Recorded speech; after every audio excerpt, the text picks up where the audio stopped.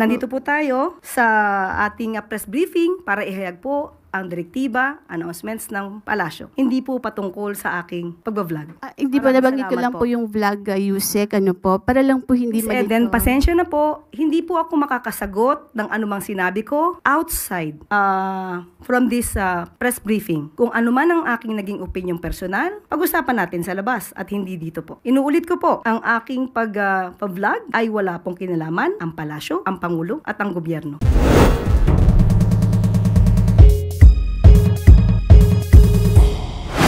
Christian Yosores, Radio 630.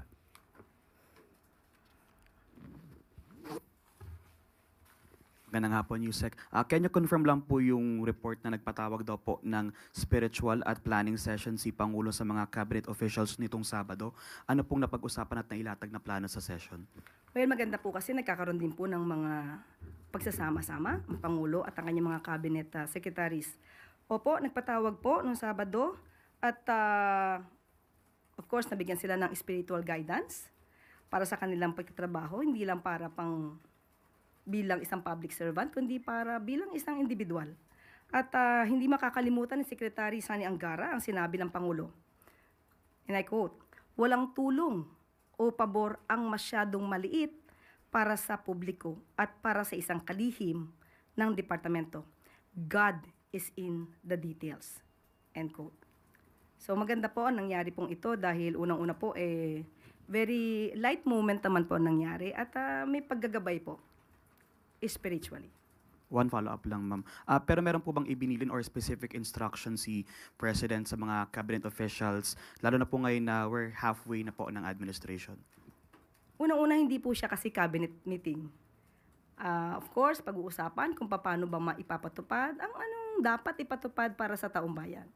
Pero aside from that, it's more on spiritual guidance ang nangyari po. Tuesday New DZBB. Hello ma'am, pwede pong maitanong ko sino po yung spiritual personality na nag-conduct sa kanila ng spiritual guidance? Dumating po si Father Tito Kaluwag. Opo. And how long po yung duration ng spiritual guidance? Sa ngayon po, wala po akong detalye kung gaano katagal ang nangyari pong spiritual session.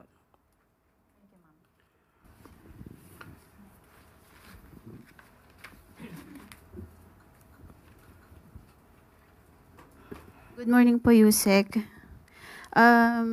Binatikos po ni dating presidential spokesperson Attorney Harry Roque yung anyay lantarang katiwalian ng mga Marcos sa gitna po ng investigasyon ng Hong Kong sa umano'y gold-linked money laundering activities. Ito po yung nabanggit din sa isang media entity dito sa Pilipinas, bukod po doon sa mga report from Hong Kong and Taiwan. Nakarating na po ba ito sa kaalaman ng Pangulo? Ano po yung kanyang reaction kaugnay nitong panibagong allegation po na ito? Wala pong katotohanan. Yun lang po. So you categorically deny po ito? Walang katotohanan. Doon po sa pagdalo ng Pangulo kanina po sa One Cebu rally sa Cebu, yung po ang presensya ng Pangulong Marcos ay sign po ba yon na yung suporta niya kay suspended Cebu Governor Gwen Garcia ay parang sign din na sinusuportahan niya yung paglabag or hindi pagsunod ni Governor Gwen doon po sa kautusan ng Ombudsman? Wala po tayo nakikitang ganun. Yun lang po. Doon po sa nabanggit ninyong 7 pisong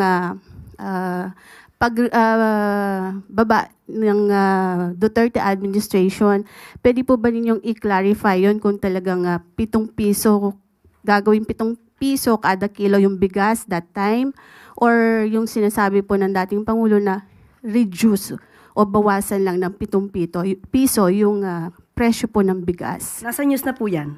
Maaari po niyong i-refer po ang news patungkol po dyan. So, malinaw po na reduce po yung nabanggit. Pero kayo sabi ninyo sa inyong vlog po ba yun, whatever, yung 7 piso, sabi nyo, pangako 7 piso at parang sort of ganon.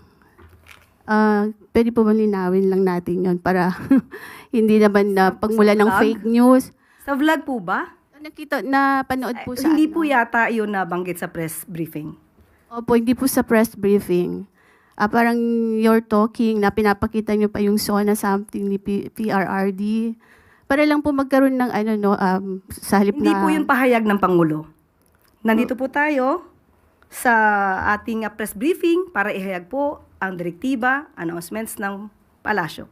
Hindi po patungkol sa aking pagbablog.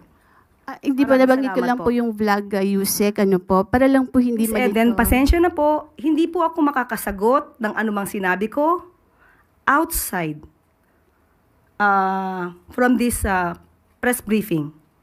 Kung ano man ang aking naging opinion personal, pag-usapan natin sa labas at hindi dito po. Kasi po parang makaka-apekto rin po dun sa mga ng Pangulo na medyo iba yung nababanggit. Opo, Miss nila. Eden, kung ano po ang inyong pakay patungkol po dito, inuulit ko po, ang aking pag-vlog ay wala pong kinalaman ang palasyo, ang Pangulo at ang gobyerno. Let's move Diba? on. Thank you. Alvin Baltazar, Radio Pilipinas.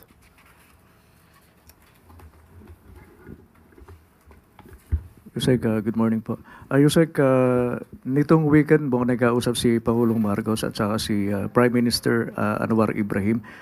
May we get some details kung ano po yung napag-usapan nila aside from economic and security?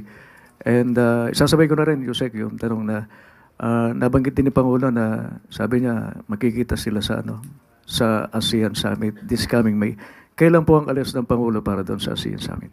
Ang summit po ay gaganapin sa May 26 to 27. Asahan niyo po, dadating po, atin po ang ating Pangulo sa nasabing ASEAN Summit. Ang napag-usapan naman nila ay nakikita po natin sa body language at sa magandang pagngiti ng Pangulo. Ibig pong sabihin ay napag-usapan nila mga hamon sa ekonomiya at seguridad na maaaring kaharapin po ng ASEAN. At nais po din nila kung ano man po ang issues patungkol po sa ekonomiya at seguridad, maipagpatuloy po ito at mapag-usapan sa ASEAN Summit ito po sa Kuala Lumpur. At kung di po ako nagkakamali, nabanggit din po na wini-wish po ni Prime Minister ng good luck ang ating Pangulo sa darating na eleksyon. Last Salamat po. question, Ann Soberano, Bombo Radio. Yusek, good afternoon. Yusek, reaction lang from the palace. Sa SWS survey kasi na isinigawa noong April 11 to 14, sinasabing 93% ng mga Pilipino ang susuporta sa mga kandidato na nagtataguyod ng mas maraming oportunidad sa trabaho, pagpapalakas ng agrikultura upang dumami ang produksyon ng pagkain sa bansa. Masaya po tayo, masaya po ang Pangulo na ganyan po ang nagiging resulta dahil ang mga botante po ngayon ay nabubuksan na po ang isip kung sino ba dapat ang kanilang iboboto.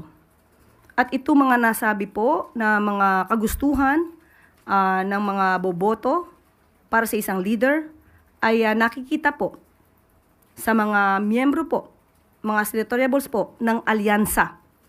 Alyansa na ang mga pangalan ay binanggit ni Pangulong Marcos Jr. dito lamang po sa katatapos na campaign sortie sa Cebu. Yusek, ano po ang nakikita ng Malacanang na posibleng factors na nakapag-contribute na nag-iba po yung pananaw ng ating mga voters po para sa mga kandidatong tumatakbo ngayong midterm election? Nakikita po siguro nila kung ano ang naitutulong ng pamahalaan, especially patungkol po sa agrikultura. At kung papaano po ba tinutugunan ang issue po ng kagutuman at kahirapan. Kailangan po talaga natin iboto ang mga nagtatrabaho, hindi lamang po yung gumagawa ng intriga. Thank you, Yusek. Thank you, Yusek Claire. At dito po nagtatapos ang ating briefing. Maraming salamat Malacanang Press Corps at magandang hapon para sa bagong Pilipinas.